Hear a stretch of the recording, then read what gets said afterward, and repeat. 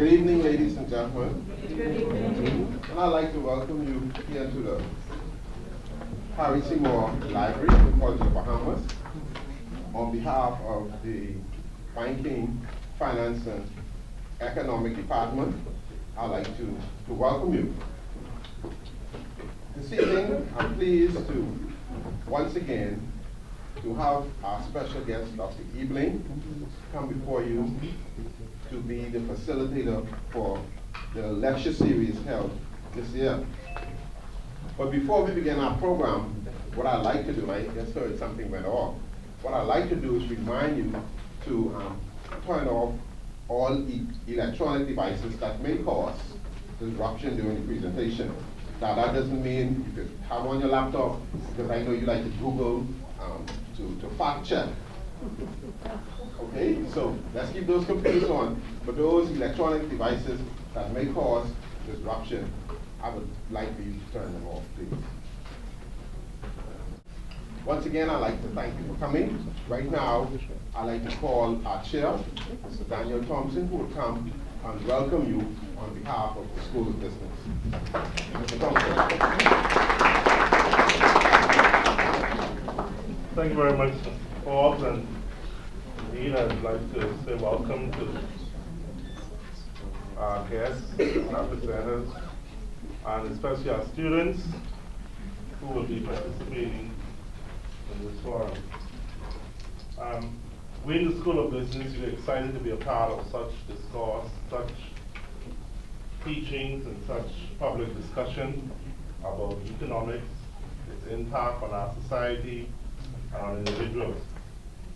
I know very particularly the Austrian School of Economics and their perspectives. And any student of economics would recognize that perhaps what may be said tonight may differ significantly from what we have heard in the classroom over the last 2, 3, or 4 years in your program. And in particular, I find it particularly fascinating when I read on some of the differences that the Austrian school present in terms of our basic fundamental economic perspectives. And I'd just like to read one of them just to highlight some of those differences and just to make you begin to think. However, I want to challenge you students, especially you economics majors within the college, to challenge the presenter, challenge his thoughts and his perspectives, and ask provocative questions and expect clear explanations. For example, one of the determinants of price, as is depicted in the Austrian school, is the whole that prices are determined by subjective factors like an individual's preference to buy or not to buy a particular good, whereas the classical school of economics holds that objective costs of production determine the price, and the neoclassical school holds that the prices are determined by the equilibrium of demand and supply. For some, I trust that we have more senior economic students here today, because this will challenge a lot of what we are taught in the classroom on a regular basis. And indeed, unfortunately, my duty call as a statistics course that I must teach at 6 o'clock, so I would not be able to stay with you to engage in the discussion. But I trust that it'll be informative. And in academia, one of the things we try to do is to encourage the whole concept of objectivity and what we call academic freedom, so that we embrace different thoughts. We encourage our students to be imaginative in their approach to learning, and therefore we welcome this time to share on the Austrian school's perspective.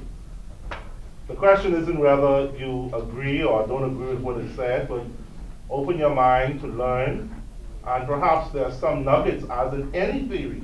There are some strengths and some weaknesses. As in any theory, there are different scholars who get PhDs to justify their perspective. I trust that you, as students, as future academicians in our country, will challenge the thoughts presented, challenge the perspectives of this school, and put it against what you're being taught in the classical approach in economics, and ask the question, why? And ask the question, is this really the right perspective? Ask the question, is there a better way? For indeed, we as economists, we constantly look for ways to explain the behavior and the activities of man. And these thoughts that are presented today will help us in understanding those activities from a different perspective. I therefore wish you the best, and trust you will take good notes. I know that some of your professors have given you assignments to write some commentary on these presentations, and I trust it will be very provocative and be very informative. I welcome you this evening and enjoy. Thank you.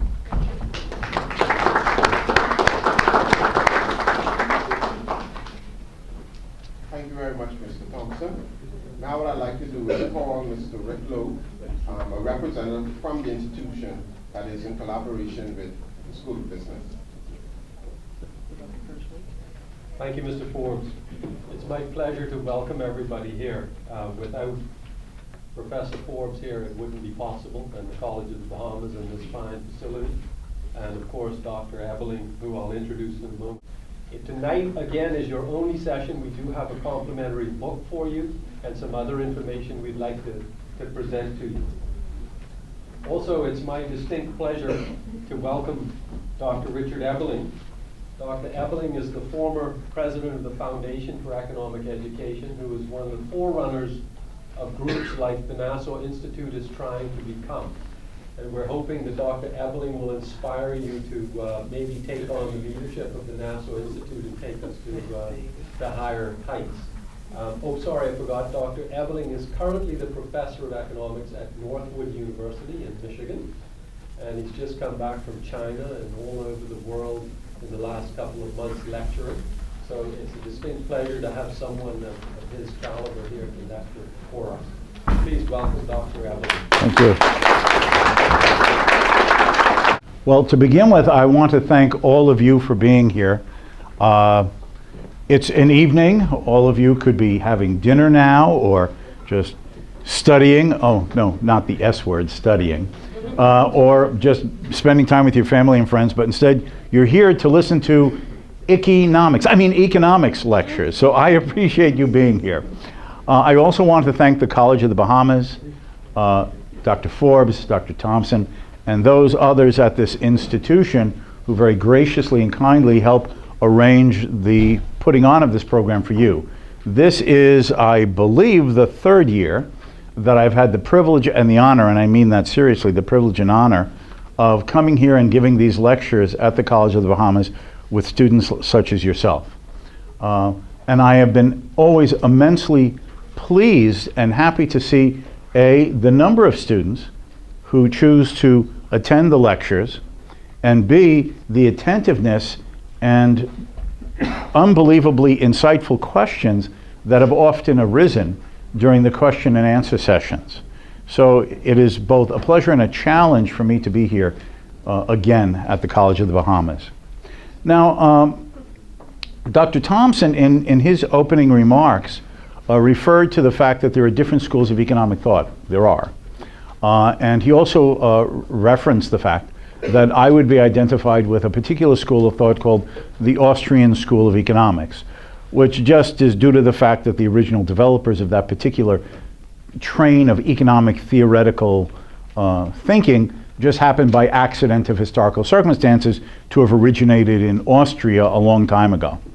But while that may be true, and part of my presentations, not so much tonight, but in especially some of the lectures tomorrow, will be greatly influenced in my presentation by some of the ideas and some of the core ideas of what's called the Austrian School of Economics. This evening's lectures on these two themes, the moral foundations of the free society and the ethics and economics of property rights and market competition, really are broader than that. They deal with an older term, political economy. That is the nature of how markets work, but in the context of the political, institutional, and philosophical premises upon which market systems can effectively function. So in a sense, the lectures this evening are broader than just economics. So let's start with this first one this evening, the moral foundations of the free society, which in the list of lectures has the subtitle Liberty, Responsibility, and Justice.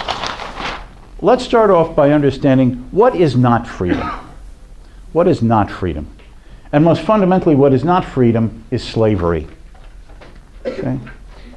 The perversity is of it that in human history, slavery is one of the oldest institutions known to man. Indeed, the abolition of slavery, the idea that one man should not own another and control his movements to serve his own purposes, that conception that slavery should not exist on moral and ethical and philosophical and other grounds is a relatively new phenomenon in human history. Indeed, all of recorded history, going back to ancient Chinese civilization, the ancient Greeks and the Romans, ancient African societies, if you go back from all of recorded history, slavery has been part of the human condition. And slavery has actually been, unfortunately, an equal opportunity institution. Now, but because of the particular historical circumstances of how slavery came to the Americas after the beginning of European settlement, it tended to have this racial element to it. Africans were brought to the Americas. The Spaniards or the Europeans who were settling what became the British colonies, eventually the independent United States, happened to be, quote, white, and the slaves that were brought and dominated were black. But that has turned out to be a particular unique historical circumstances of this institution of slavery. If you go back and read about the ancient Greeks, the Greeks had these city-states. Greece was not a unified country, let's say, 2,500, 3,000 years ago. And the city-states would fight each other. So little Greek city-states would get into wars with other Greek city-states. And sometimes one city-state would conquer another. And those of the defeated city-state who were not killed were enslaved by the victorious city-state. For example, ancient Athens, which is considered the Western origin of modern democracy, was a society built on slavery. The vast majority of the population of ancient Athens, the city-state of Athens, were slaves. Those who were, quote, free people were a small minority. And yes, they developed the idea of electing those who held public office. They believed in open political discourse to discuss the issues that came before the joint decision-making of the community as a whole. Absolutely true. In that sense, ancient Athens is the beginning of our notion of democracy. People argue among themselves the issues that are common affecting their community. They elect those who will hold political office. Those in political office are supposed to be held responsible to those who've elected them. Absolutely true. But the fact is, ancient Athens was a slave society. So Greeks were enslaving Greeks. And if you then look a little bit further into the Roman Empire began with the city-state of Rome on the Italian peninsula. And they began expanding, conquering what became what we now call Italy, and then Western Europe, Central Europe, Southern Europe, large areas of the Mediterranean, including most of what today we call the Middle East, and large portions of North Africa, all the way down the Nile to modern-day Sudan. And again, when the Romans conquered these areas, they killed those who were resisting them, and they enslaved others. And they didn't care who they enslaved. Yes, among the Roman slave population were Africans. But they also enslaved Arabs. They also enslaved Greeks. And those who today would be considered the ancestors of the modern French or English or Spanish or Germans. They didn't care. They didn't care what you looked like or who you were. You got defeated, they decided not to kill you, you're their slave. And the same thing in Asia. Asian peoples would get into wars and they would enslave the defeated peoples. And in fact, that was the case in Africa as well. Where did the slaves come from that ended up being brought to the Americas? Well, in many cases, the African tribes would get into wars with each other, and they would enslave the defeated tribe.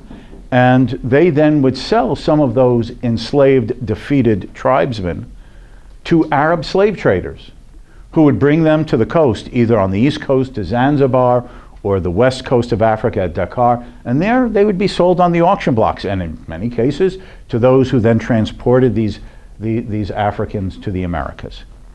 So slavery is this institution that has been universal regardless of ethnicity or race or language or anything. The idea that slavery should be viewed as unjust, immoral, is a relatively new phenomenon. It only developed about 300 years ago, and it originated in Great Britain, where they formed an anti-slavery league. Many of those people in England who were led by a strong moral sense to fight for the end of slavery did so for religious reasons. They did so for religious reasons. They were deeply devout Christians. They said, there is only one Lord in heaven, one Master in heaven, and he is the creator of all of us.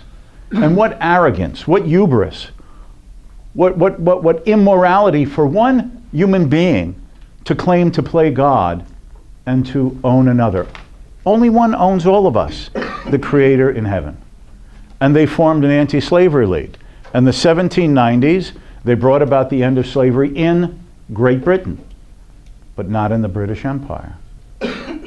And they campaigned, and they gave lectures, and they participated in debates, and they wrote pamphlets and published books, and they got people elected to the British Parliament. Until in 1834, they were able to have an act of Parliament passed abolishing slavery throughout the British Empire, guided by this moral sense that it is wrong, guided by our reason and our belief in a higher Lord for one man to own another. And that British example to end and abolish slavery within the British Empire served as the catalyst that slowly brought about the formal end of slavery throughout the world. In my country, it tragically involved a very cruel and destructive civil war in the 1860s. The southern states seceded, the northern states under the then President Abraham Lincoln was insistent that they could not secede, and as an outcome of this, slavery was abolished. But as a loss of, it's estimated, at least 600,000, 650,000 human lives on the North and the South, with a huge destruction of much of the southern states as the northern armies were reconquering the southern states. And indeed, slavery finally ended in the Americas formally in the late 1890s when, through an act of the Empress of Brazil, I guess they had an empress in Brazil once, they abolished slavery. Now, of course, slavery de facto, that is in fact still exists in places in the world. Tragically, still in Africa, often in Muslim-dominated countries.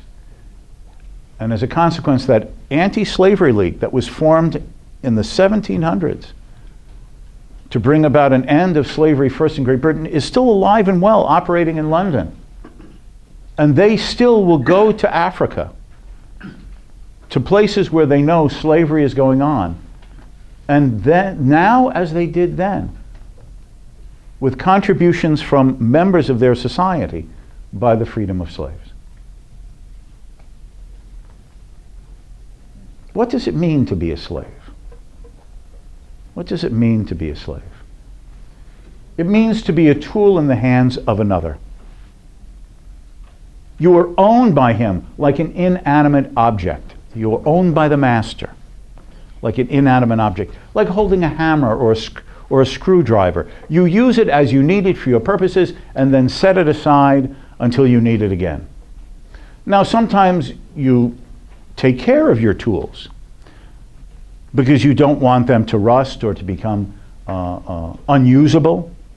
And slave owners would care for their tools, their slaves. They would feed the slaves. They would house the slaves. They would clothe the slaves. They would give medical attention to the slaves. But for the slave owners, this was merely the same way that they would be concerned with the well-being and the productive usefulness of a horse or a cow. Do you not feed your horse?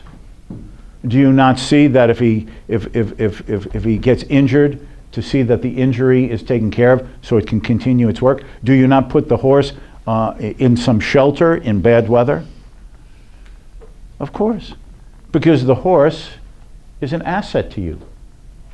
If you will, a capital good, a tool, a machine, in this case a living machine, to pull a plow, for example, or a wagon. And so yes, slave masters would insist that they're benevolent towards their slaves. We feed them, we clothe them, we take care of them, we house them, we see that they get medical treatment. But the slave owner's purpose was not because of some moral sense that it was just right to be concerned with their fellow men, but to see that their tool was in good working order when they wanted to apply it to do some work.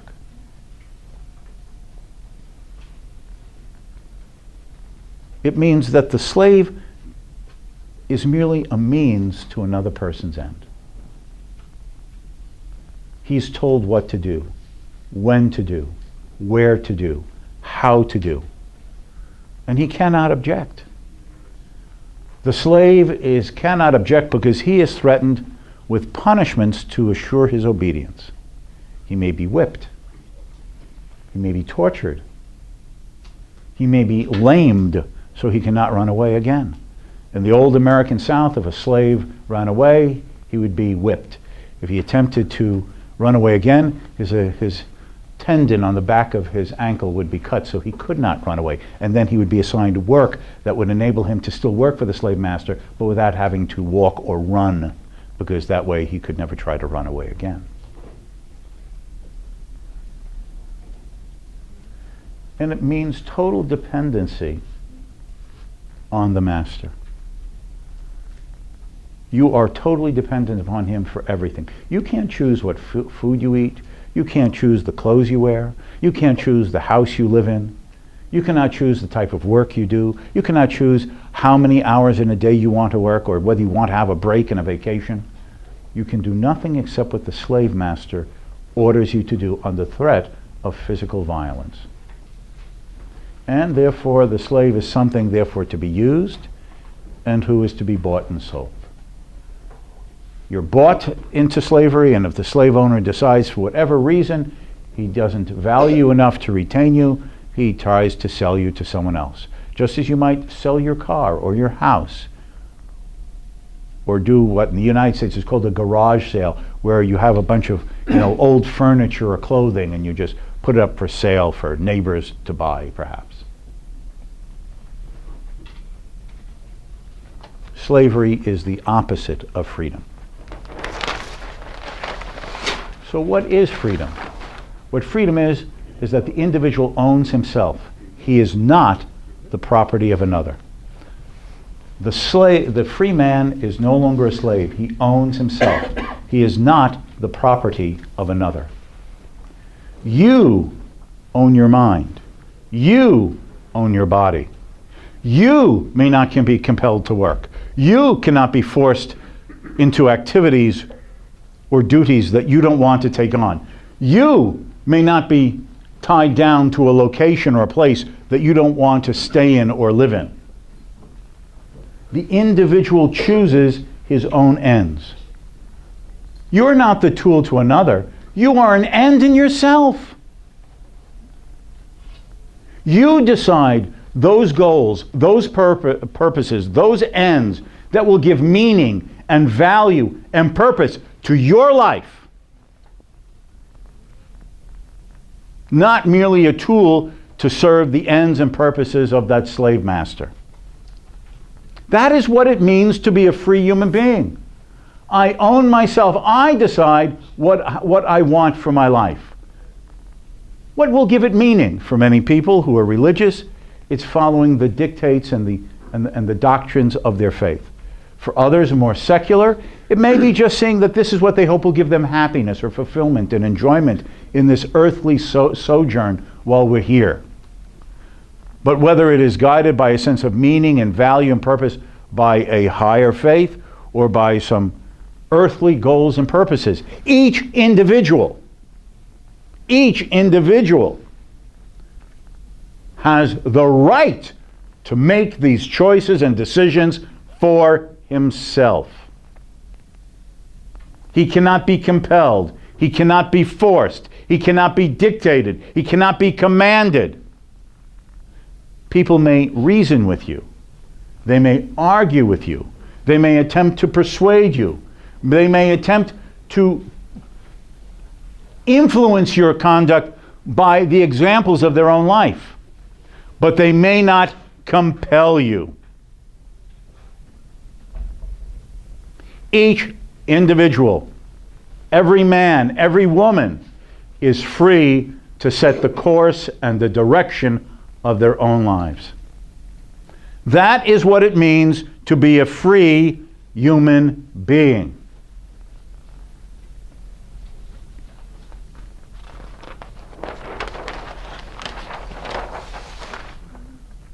But it also means, and equally, that the individual is responsible for his own life.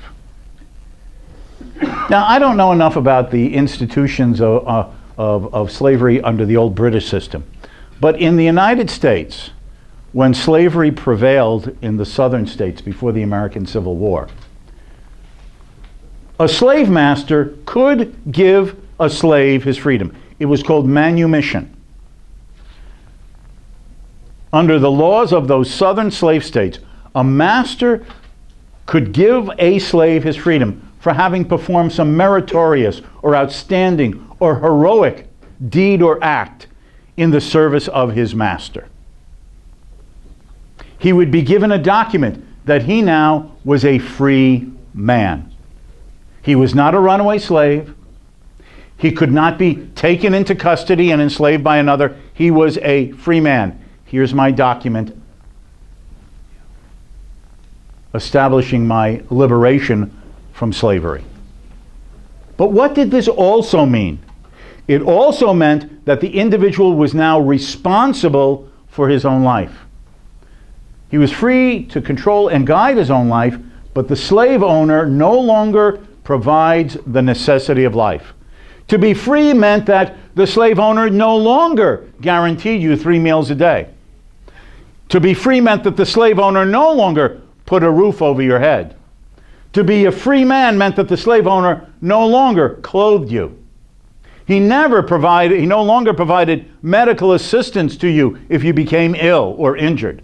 You now are responsible to do all of these things for yourself. You now find a way to earn a living. You now earn that income in a way that you make your own independent choices on how much to spend and how much to save, how much to buy to feed yourself, how much to clothe yourself, how best to house yourself, to think ahead of tomorrow, to put some savings aside if medical problems or illnesses fell upon you or your family. You now were responsible for that. That is what freedom meant. Others are not obligated to take care of me. I am obligated to take care of myself.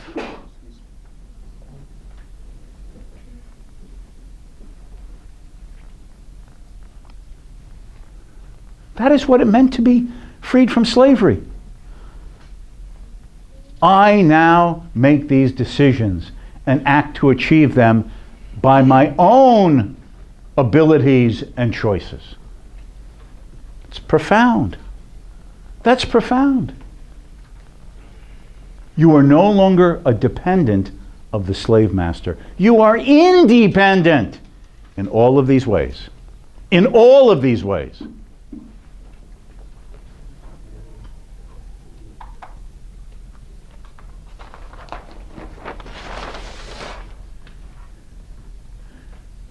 This means, therefore, that each human being is to be treated with dignity and respect.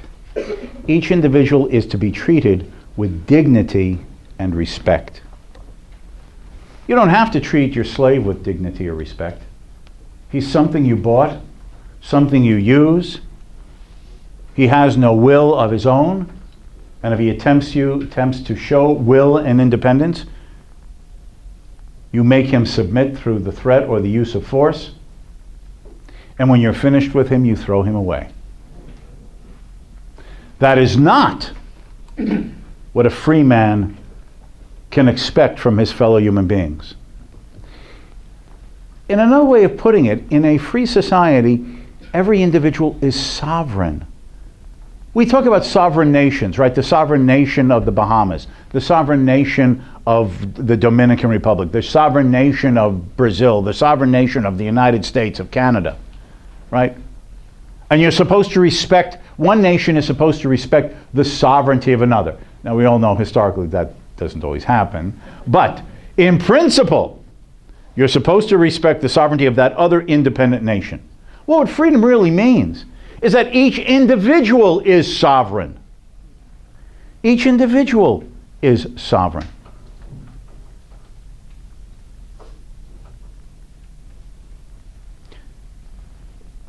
And may not be violated, abused, aggressed against, forced to do something against his will without his free choice and consent. Each of you are sovereign in a free society. You may not be compelled, forced, commanded. You may be reasoned with, you may be persuaded with, you may be argued with, you may be offered reasons to associate, interact, mutually do things, but you may not be compelled. Each individual is to be treated with dignity and respect, just as you would want you to yourself to be treated with dignity and respect. Who are you to treat me like dirt? That's right. You are expected to treat all others reciprocally in the same way. Human relationships, therefore, are based on mutual consent and voluntary agreement. If I cannot compel you by force, then what is the only way that is left to me to be able to associate with you, collaborate with you, interact with you, get you to do things that I would desire, that I think would be as useful for you as for me? And that is reason and persuasion and argument, an offering of opportunities, but I can't compel you. And that means if I want you to associate with me, to interact with me, to do things in some joint and collaborative way, am I more likely to get your willing cooperation and participation by being rude to you, by being impolite to you, to being discourteous to you, to being insulting to you? No. You are more likely to be open to my arguments, whatever the reasoning, the principles or the reasons being discussed, if I treat you as an independent, thinking, and willing human being who is open to persuasion, but who cannot be forced, but may be persuaded.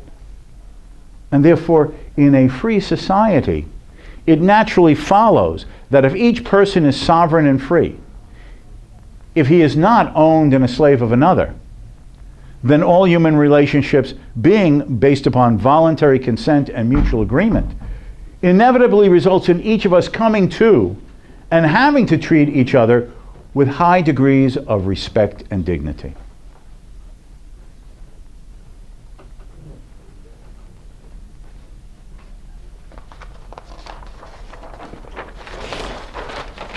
Now, in such a society of freedom, what is the role of government, and what is the meaning and the place of the rule of law? Well, what are the functions of government in a free society? Historically, the advocates of freedom in the 1700s and 1800s, those that, in other words, in the 18th and 19th century, who laid the foundation of the institutions and political arrangements that are the context in which we are the descendants of free societies. They made it clear that if government was to respect individuals and not violate individuals, to treat them with dignity and respect,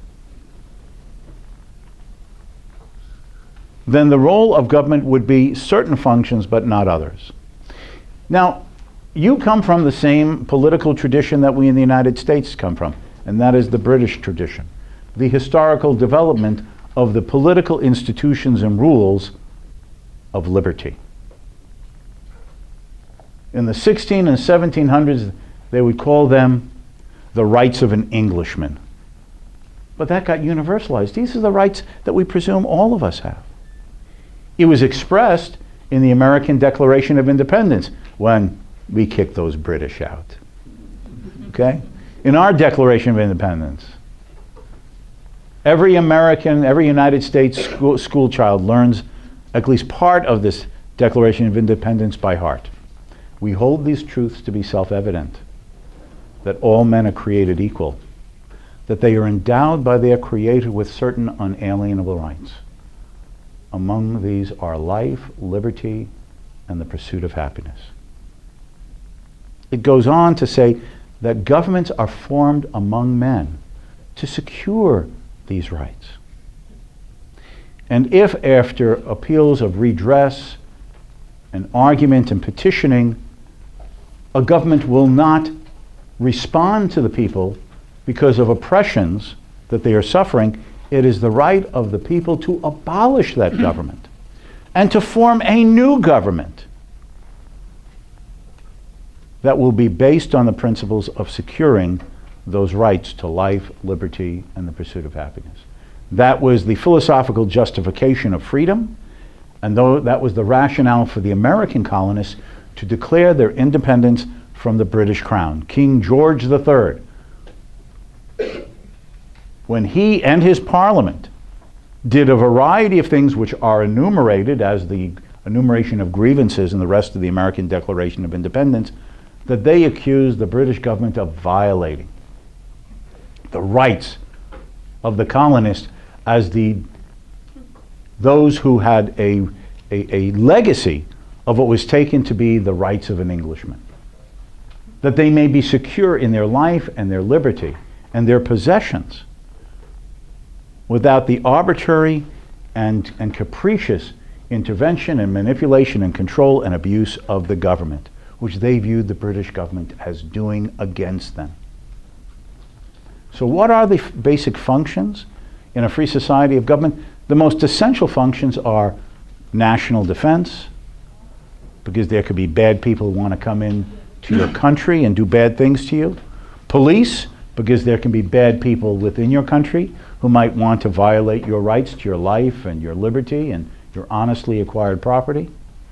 And courts, the judicial system, because sometimes violent crimes occur, and there must be a procedure to determine whether a crime has occurred, who may be suspected of having committed it, some type of a trial and jury system to weigh the evidence of guilt or innocence, and if innocent to be let free, and if guilty to be assigned a punishment that is viewed in the eyes of the law to fit the crime. And there are civil disputes. We sign contracts. And then we might argue over the contract. Well, you're supposed to do this. No, in the small print it says I don't have. Yeah, no, but if you read it the right way, you go before the court to adjudicate these disputes that even men of goodwill can have among themselves in their contractual agreements among themselves. That is the purpose of government. To protect you from foreign bandits, to secure you against domestic bandits, to see that criminals are brought to justice and a punishment fits the crime, and to adjudicate disputes. But all of this is to be done in an impartial and unbiased way, in which there is an equality before the law. That is, no privileges and favors for anyone. You know, in front of most American courthouses is a statue of the goddess of justice, the goddess of justice. And she is there, and she's blind. She has a blindfold over her eyes. Well, why? Because justice is supposed to be blind. The rich and the poor, the powerful and the commoner, all are supposed to be able to come before her, and without her peeking to see who you are, to weigh the evidence fairly and justly in deciding what has happened, if a crime has been committed, and who is responsible if that's discernible, and what type of a punishment is required. Now, what does the goddess of justice hold in her hands? In one hand is a scale, right? Like the weighing scale. And the scale is even. The two sides of the scale is even. All evidence is to be weighed impartially. No special privileges for some at the expense of others. And what is in her other hand? A sword. This is the sword of justice. And it's a two-edged sword. It's supposed to be a sword that protects the innocent and metes out justice to the guilty. Now, is justice always impartial and blind? Of course we know it's not. We know that in an imperfect world with imperfect people, people sometimes get away with things that in a more impartial way they shouldn't. But the ideal is there. And often in practice, it is put into effect. That is the goal, that is the ideal, that is the purpose of the institutions and the rules of that legal set of institutions, to see that justice is impartial, unbiased, and fair to all of us. That we are all treated equally in our rights to our life and our liberty and our pursuit of happiness and our honestly acquired property.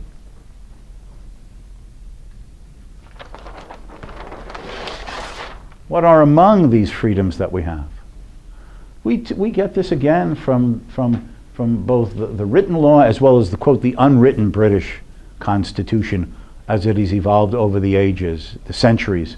In the United States, to our Constitution, which came into effect in 1787, was added a Bill of Rights. This was meant to be, and just to make sure you understand what government cannot do, we're going to enumerate some of the things that are so important that we're making it explicit, right there in black and white, you cannot do it. So there's a Bill of Rights, the first 10 amendments of the United States Constitution, for example. And among these are the freedom of the individual to what? Freedom of speech, freedom of press, freedom of religion, freedom of association and assembly. Or as it says in the First Amendment, which is about freedom of religion and the press, it says, Congress may pass no law. What does it mean that a Congress or a Parliament may pass no law? It means that even if all of you hate what he has to say, what he says in public, what he writes and publishes, it doesn't matter. Even if 99% of you hate, disagree with, abhor what he speaks and writes, you, even the majority of all, save one, may not deny him his freedom of speech and the freedom of the press. That there are rights that the individual has as a human being that transcend, are above anything that a majority may want to do. Freedom of religion. It doesn't matter if the entire society belongs to religion X, and this gentleman is the only one who practices religion Y. And it irritates you. It's offensive to you. It's a blasphemy and an abomination to you that this fellow practices religion Y. Well, all of you others in the society are ex-believers. No. You may not oppress or prevent him from practicing his faith. That is something inherent in the freedom of conscience and the soul of a human being that is far greater and more valuable and transcends what any others in society may want. That is his freedom of conscience. That historically is believed that a choice of acceptance or not and belief in not comes from God. Who are you to interfere with his choice over these matters that God has given to each individual? That's the historical origin of our belief of the modern freedom of religion.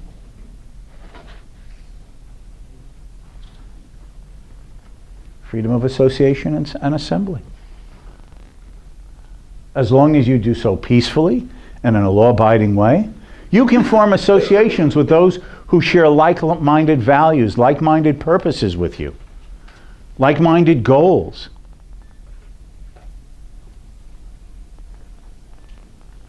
And others can't interfere with it, as long as you do so in a lawful, law-abiding, and peaceful way. So just because some people form club or association X, and you don't like that they're doing that, why would anybody want to get together and do that? As long as they do it in a peaceful, law-abiding way, you cannot interfere with it. These are rights that are part of an individual that is above, precedes, that is greater than anything that a group of other individuals might want to deny or prevent. That's why we talk about human rights, right? Universal human rights, isn't it? You know, if someone is tortured in another country and imprisoned without a trial just because of something he said or a political view he holds, are we not shocked by this? Do we not think that this is an injustice? Well, why? He's in a different country, in a different society, under a different political and legal system, and we come along and say, how dare you, you put Joe there into a prison and you torture him and prevent him from saying what he wants, writing what he wants, believing what he wants. Why? What makes us presume that we can criticize this? Because our Western tradition of liberty is that these are rights that every individual has, universally, regardless of where they are. You see, the English would talk about the rights of an Englishman, but when the American colonists, specifically the later third president of the United States, Thomas Jefferson, wrote the American Declaration of Independence, he said, we hold these truths to be self-evident, that all men are created equal and endowed by the Creator with certain unalienable rights. He didn't say that these are rights that the people in what were then the 13 American colonies had, but not people in France, or not people in Norway or China. No. This is something that is universally true about just being a human being, no matter who you are, where you are, and what political or cultural system you live under. These are universal rights of the human being, just as being a human being.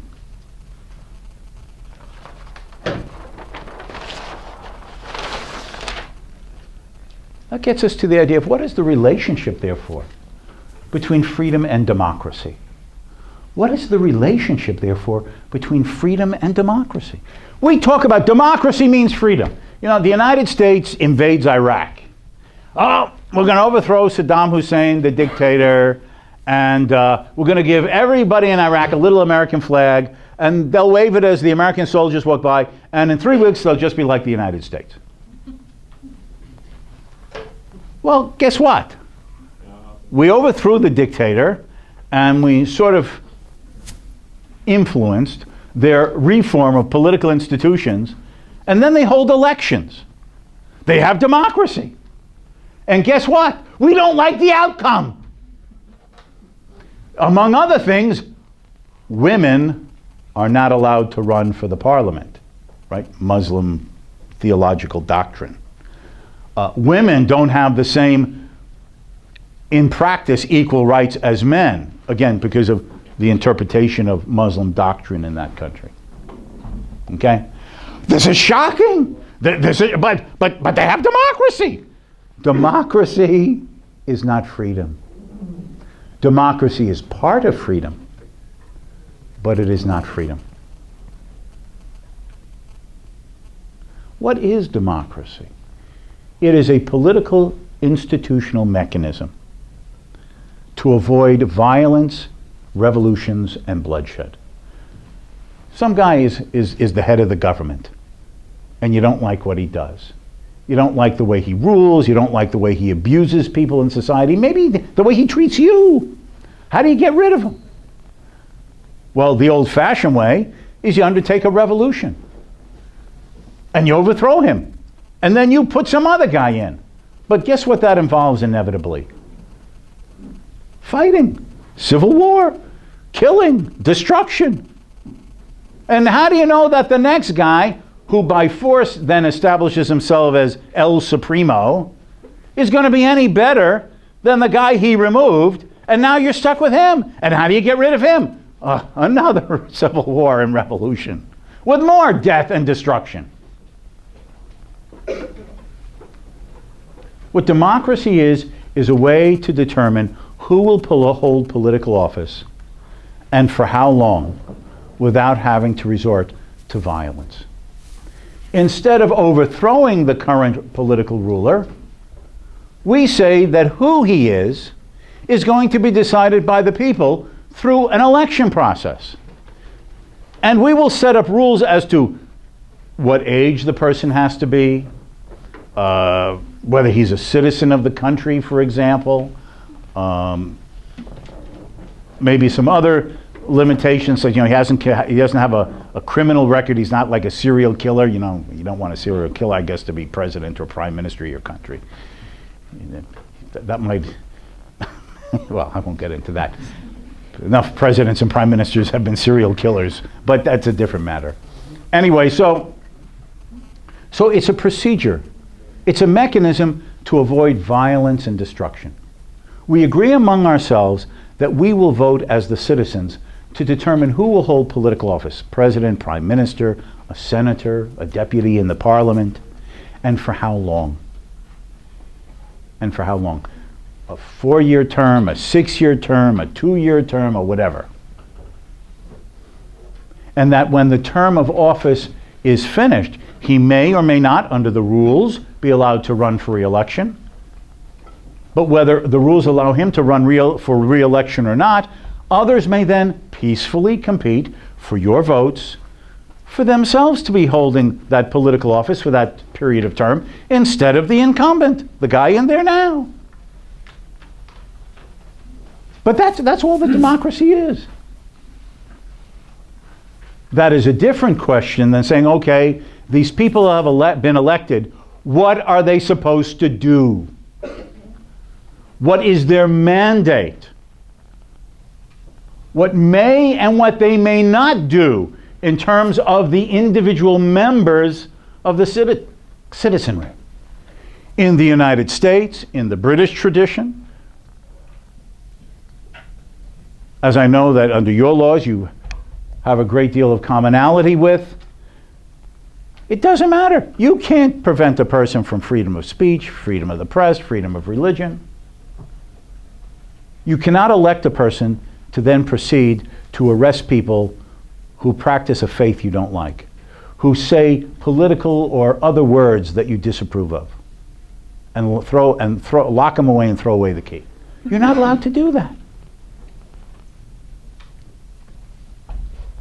So democracy can be part of freedom, but democracy by itself is not freedom. Because what happens then if a majority elect a president or a prime minister, a majority of a Congress or a parliament, and supposedly reflecting the desires of that majority who have elected the people in that government, they now proceed to violate these individuals' rights. You may not practice this religion. You may not speak these political words. You may not assemble peacefully with others for that non-aggressive, peaceful purpose. You may not, you may not, you may not. What happens to the freedom of the individual? What happens to the freedom of the individual? Then he is merely the slave to the majority. Just as you can be a slave to the one, the king, the absolute monarch, there is always the danger that you may be a slave to another, the majority. And the majority then attempts to impose its will, its desires, its beliefs on the minority. And that minority could be just one, or it could be 49% of the population. Another way of saying this is that under the ideal of freedom, numbers by itself does not make something right.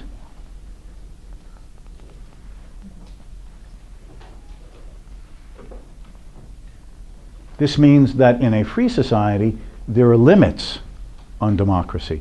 That is what a majority may decide to do.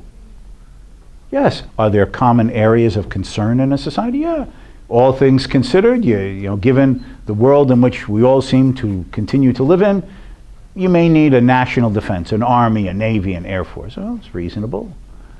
And you might, and because there are, in our imperfect world of imperfect people, there are bad people in our own countries. So you need police to protect you from murderers and robbers and rapists and defrauders.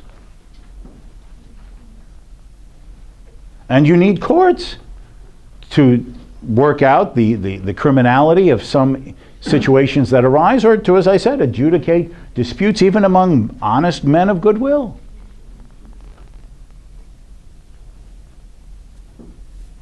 And electing these people to those offices is important. And it is important that they be accountable to the people over whom they hold that political office. that they are answerable to you. Answerable that there's a constitution that says you may not, even though I as a majority might like to, you may not violate this individual's rights to these essential human rights. And certainly if I'm in the minority and you have been elected and I chose not to vote for you, you can't violate my rights just because other people in the society don't like something I say or I write or a religion I practice or. The very nature of a constitution is to define and delineate what the representatives of a government elected by the citizenry may do but may not do. And the may not do is as important, if not more crucial, than the powers given to it.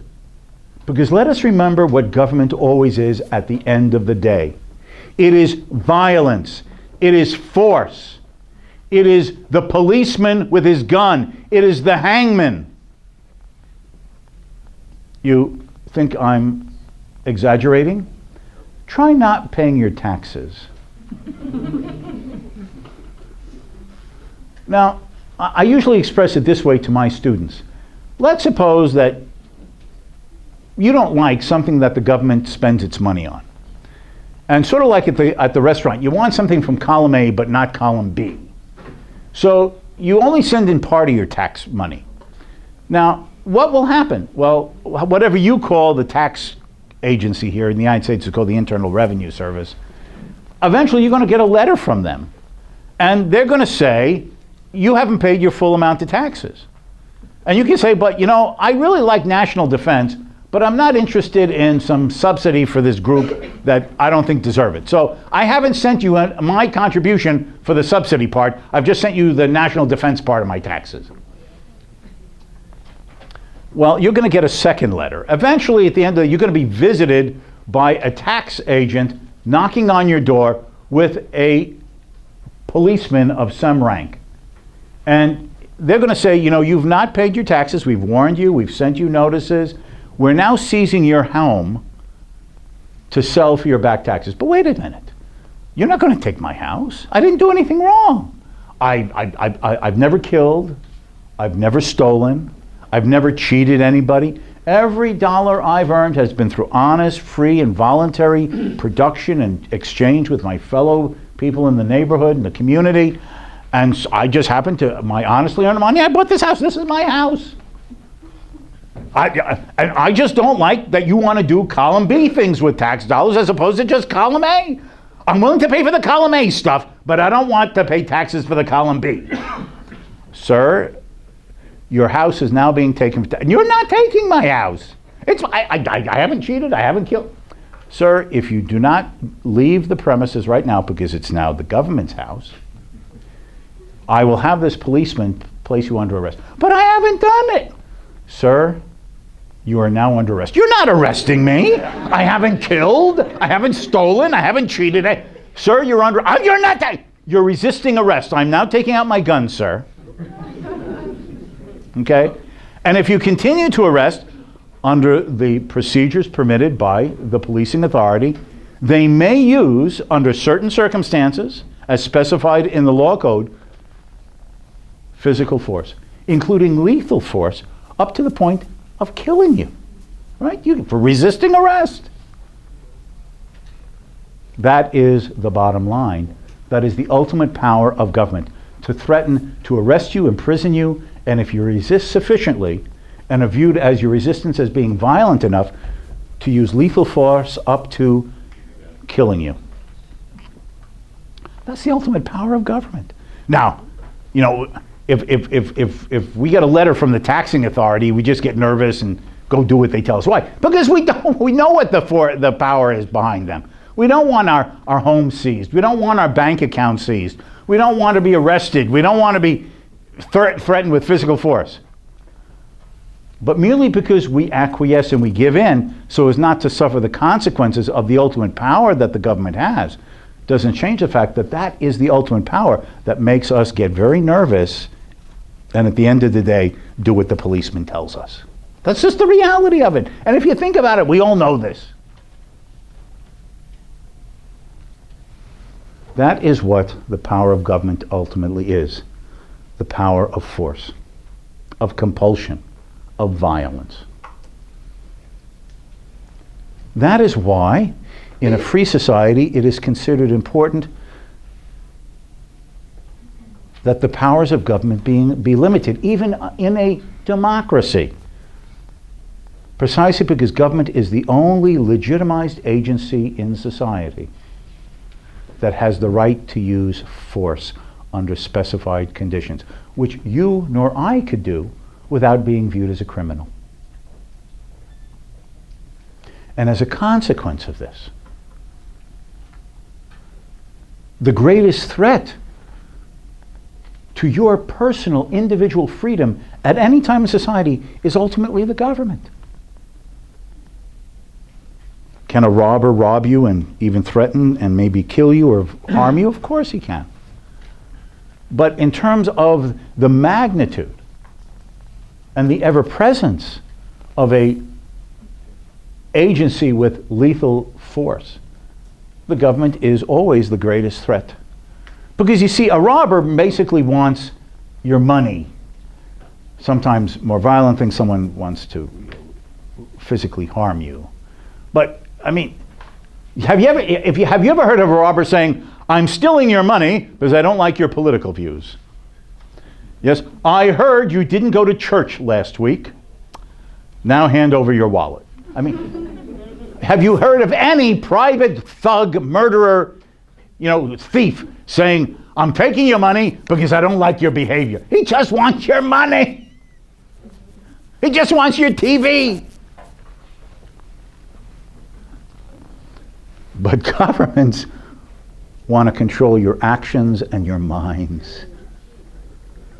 And that's what makes them far more difficult, at the end of the day, taking the long view, than even the most violent individual private thug.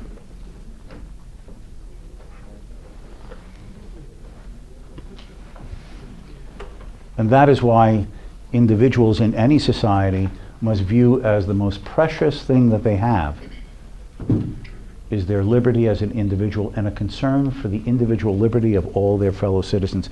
And just as a human being, for humanity as a whole, as we talk about universal human rights often. Because without liberty, we're ultimately slaves. And what is the slave? The one who must obey the agency or the individual who has the power of the force to compel us to obey. And compulsion of action is the essence of what makes a person a slave, as opposed to be free. We have escaped from that. After thousands of years of slavery, whatever the name, whatever the philosophy, the ideology, the political rationale, and it is what we should want to preserve for each of us and for all of us. Thank you very much.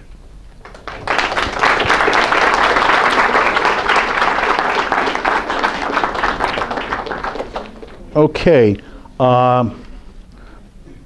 why don't we take maybe about 15 minutes or so of questions, and then we'll take a short break, and then we'll continue with the second topic for tonight, okay? So here comes a chance for the tomatoes, the rotten banana peels. Here's your chance, come on.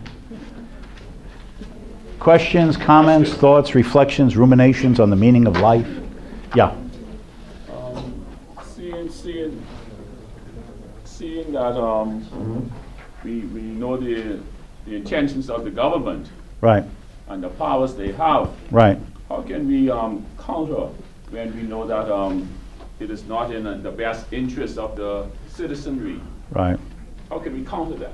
Well, fortunately, most of us in our type of Western political systems have the peaceful means to do so. We can speak our minds.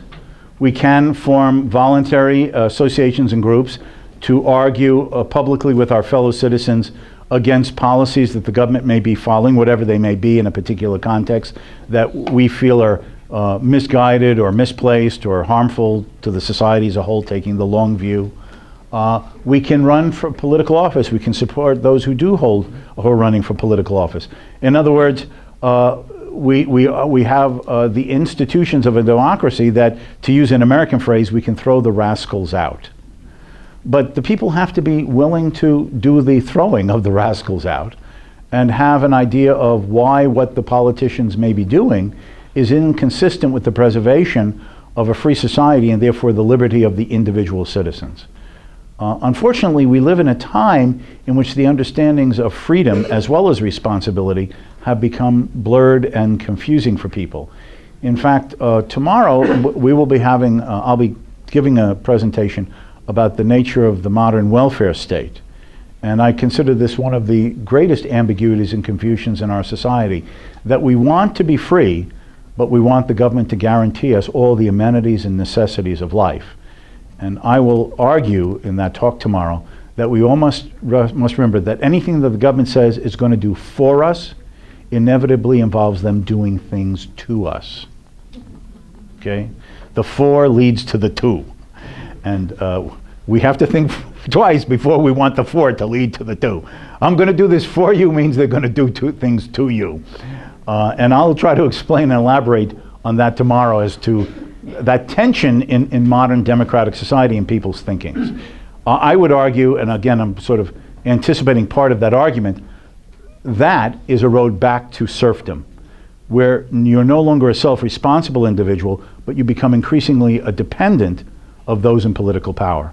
And how then are you making free choices when they set the terms of how you shall live because you're dependent upon so many things from them? I want to thank you so much, and your lecture was very enlightening.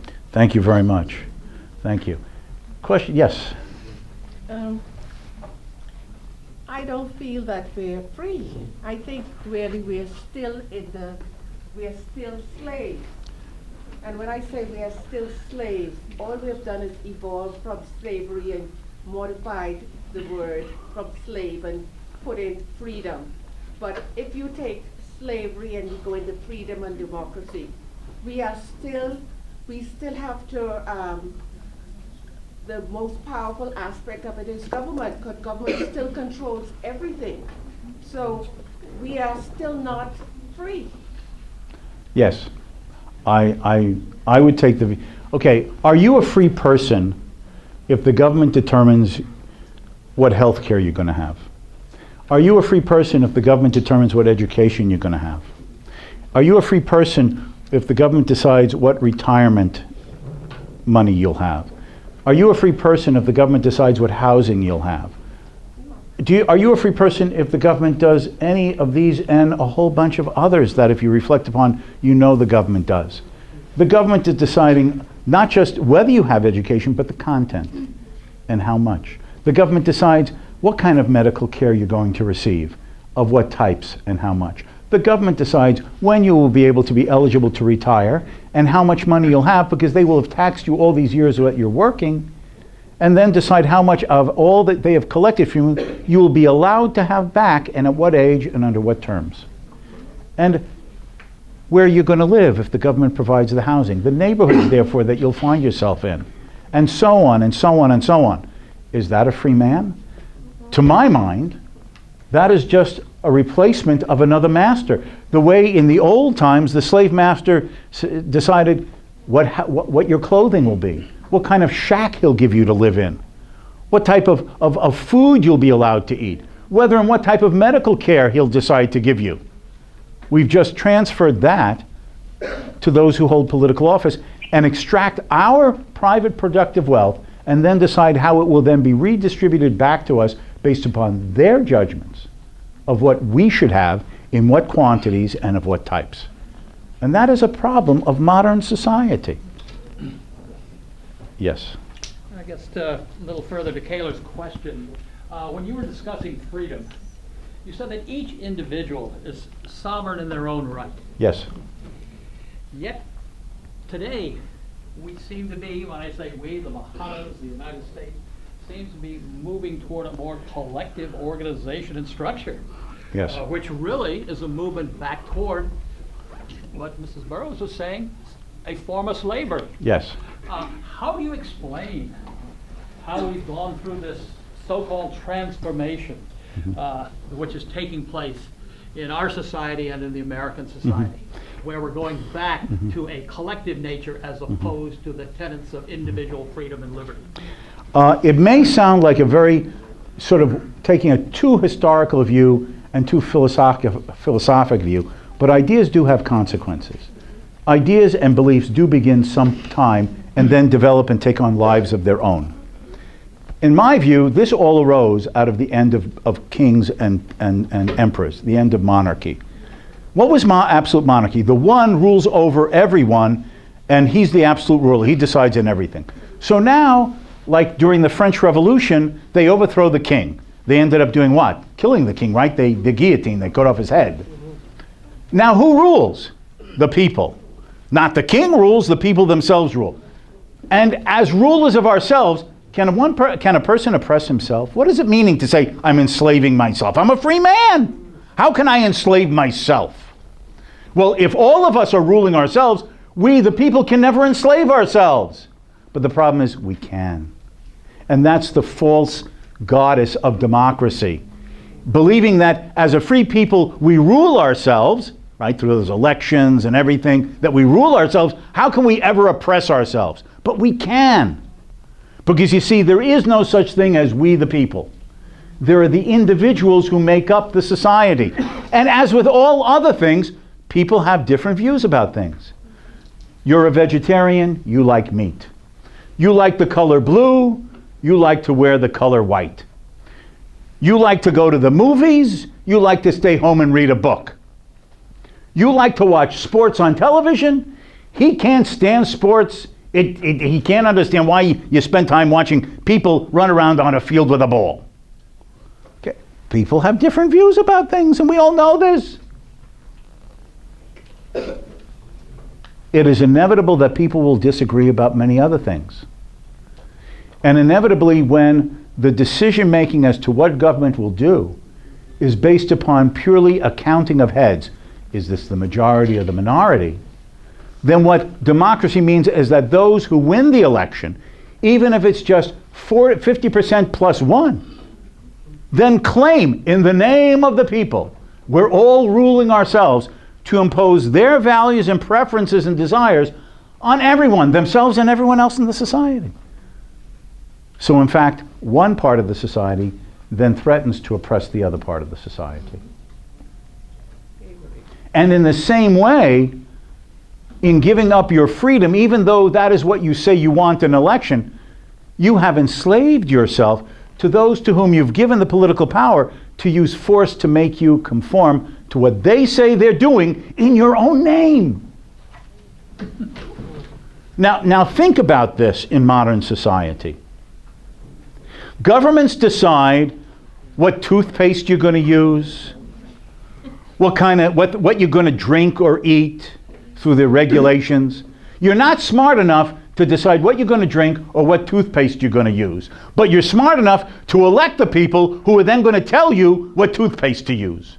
Does that now seem absurd? It does to me. I'm smart enough to pick the guy who's going to tell me I'm too stupid to pick a toothpaste. What? I just don't understand this. But you understand how dangerous that is? Because if that's the premise, that those who we elect are more knowledgeable and informed and wiser than us, then they then can claim the right to then micromanage in increasing parts of our lives. And they can say, but we're doing it for the people. And that too is a new form of slavery. Yes? I'm sure I'm kind of jumping ahead of the game, but what is the alternative?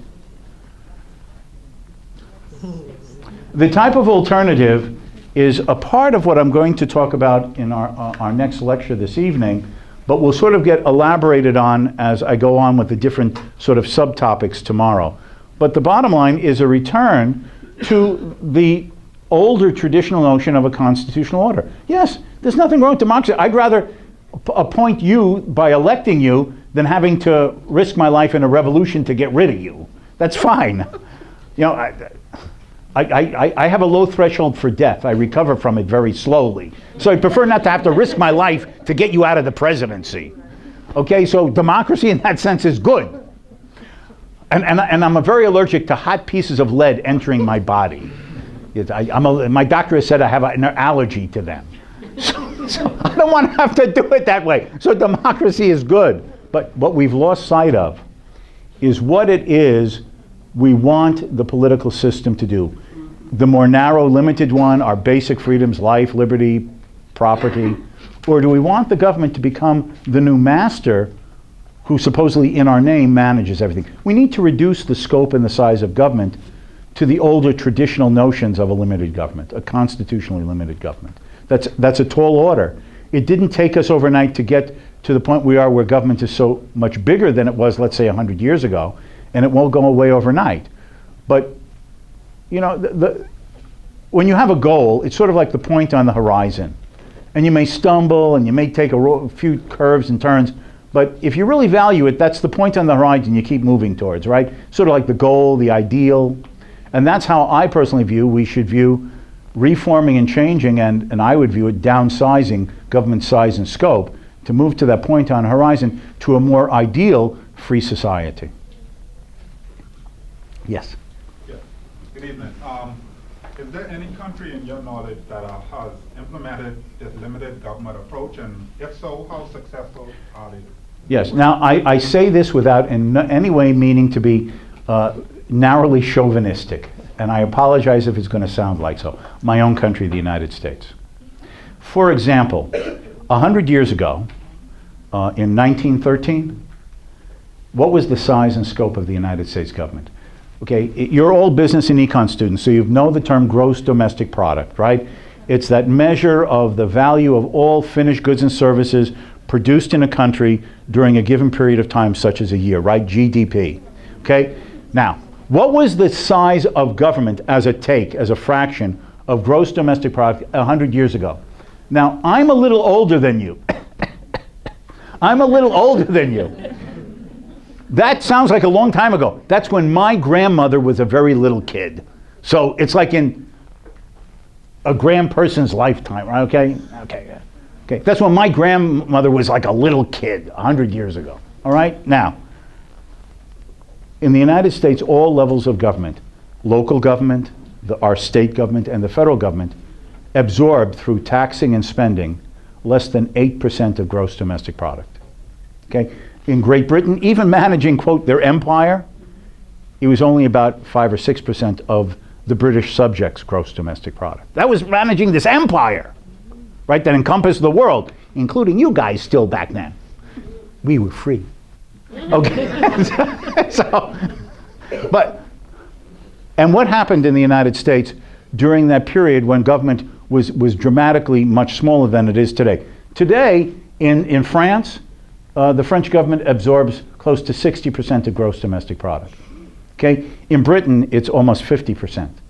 In the United States today, if you count federal, state, and local government, it's almost 40%. I mean, this is a dramatic increase in the size and scope of government as measured at a fraction of gross domestic product in just, quote, 100 years. Okay, from less than 10%. Okay? Now, what did the immense amount of, listen, I don't want to say it was a perfect society. If nothing else, in American society, it was a much more racist society, right? Southern states had segregation and all that nonsense. Okay? People had prejudices of various sorts. Sometimes they were private prejudices, and in the southern states, they were enforced prejudices under the old segregation laws. But admitting those imperfections, but just trying to, the whole society view, okay? Fair enough? The degree of individual liberty was far greater than today. Government did not tell you the profession and occupation you could pursue. You were not licensed. You were not permitted. You were not controlled. You wanted to go into a profession or occupation, you do so. You know how Abraham Lincoln became a lawyer? He took a correspondence course and passed an exam. And he put a shingle out, Abraham Lincoln, lawyer, in the state of Illinois. That was it. Taxes were low. Regulation was almost non-existent. And what did it generate? The prosperity that made in 2 generations of the second half of the 19th and the first couple of decades of the 20th century, the United States, the most industrial advanced and highest standard of living country in the world, with government being very, very minimal. And it was a relatively non-violent society. And that was when people actually, in the Old West, actually used to walk around with guns. everybody's anti-gun today, but I'm personally, I have a different attitude. I think that, they say, oh, you want to prevent hijacking of planes? Give everyone as they board the plane a stun gun. Yeah, you want to take over the plane? Zap! Give everybody a stun gun. That'll stop plane hijacking real quick. Okay? Yeah, I understand you don't want to give everyone an actual gun because, you bullet through the fuselage or something, right? But a stun gun, give everybody a stun gun. That'll stop the hijackers real quick. Okay, so I'm a big fan of that stuff. But anyway, okay. But measured in these ways of a free market economy open to innovation, entrepreneurial trying, people starting with nothing. That was also the era, by the way, of no immigration laws. When my grandparents came from Europe in the early decade, the first decade of the 20th century, they didn't need a passport or a visa. They were poor people from Europe, Eastern Europe. They saved up enough money or borrowed money from family members to take a train to some coast in Europe, buy a ticket on, steerage, right, the low bottom part of the boat, got to New York, and they landed at Ellis Island, this little island at the mouth of the Hudson River, right at the southern end of New York City. And were there government agents? Yeah. They were concerned with two things. Do you have a communicable disease? Right? You breathe on somebody, they're going to get sick. If you did, and it was something that could pass, they would hold you in quarantine. If it was something permanent like tuberculosis, they might say you can't come into the country.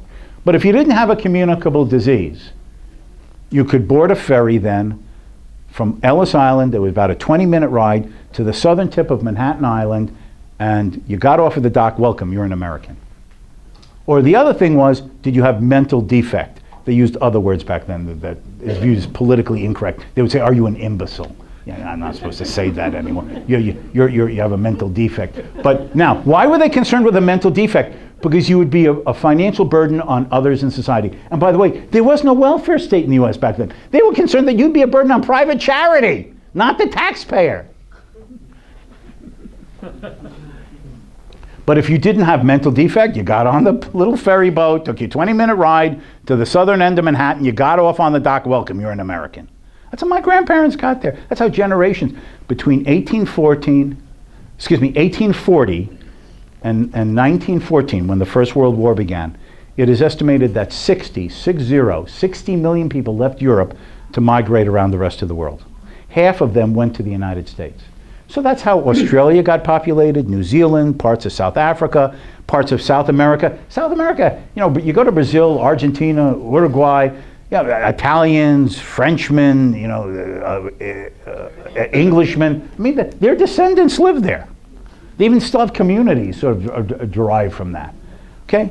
And why? Because everybody could just move wherever they wanted. The government didn't view you as their property, deciding where you can live, whether you could enter a country, whether you could leave a country. You were viewed as a free person.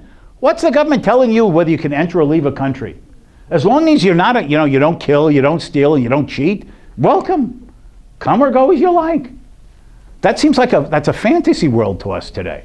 But that's how the world was. The world was. That seems like a nicer world to me. Go where you want, do what you want. Just don't hurt the guy next to you. That's all that's required of you. Okay, how are we doing on time? Maybe one more question, and then we should take a break. You seem like a dangerous man. Yes. Now, listen, I'll tell you how dangerous. The United States government has an intelligence program called Carnivore. It was set up shortly after 9/11, right? The attack on the trade towers in New York. And this is an intelligence gathering system. They have huge sort of, dishes collecting information of communications, every type of telecommunications. One is in Australia and the other is in Great Britain. And they collect every communication, email, voice in the world. And it's called Carnivore, right? It eats everything, right? And then they use these filters, right? But how can you listen to every phone call? How can you read every email? So they have like these filters, keywords that are viewed as red flags that can result in you possibly being a terrorist. And you know one of the flag red words? Freedom. Oh, he said the word freedom. The next thing you know, he's going to blow up the ship. Okay. So yeah, that sounds dangerous anyway. Okay. Okay. I just want to be left alone. All right. So why don't we take a break? About 15-minute break, would you say? And we'll come back for lecture number 2. Thank you.